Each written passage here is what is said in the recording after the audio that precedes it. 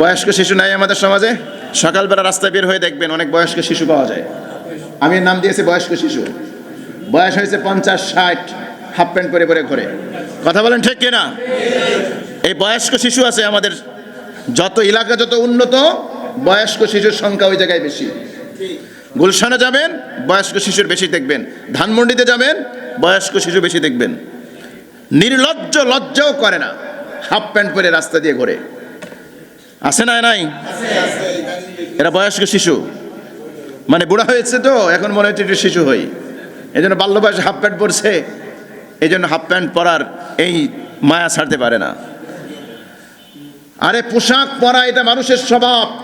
পোশাক খোলা, কম পরা এটা মানুষের স্বভাব না। এটা মানুষের স্বভাব না।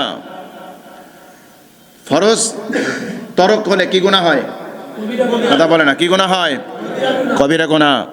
পুরুষের জন্য নাভি থেকে হাঁটুর নিচ পর্যন্ত ঢেকে রাখা কি? ঢেকে রাখা কি ফরজ।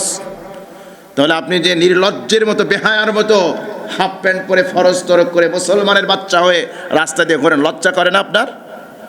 50 বছর 60 বছর বয়স, চুলে পাকনা ধরছে, এখন হাফ প্যান্ট পরে ঘোরেন, ফরজ তরক করে কবিরা গুনাহ করেন। নির্লজ্জ বেহায়ার মতো সব মানুষের সামনে দিয়ে হাঁটেন আর ঘোরেন। নির্লজ্জ বেহায়া কোথাকার। এই অবস্থায় যদি মৃত্যু হয়ে যায়, কেমন মৃত্যু হবে?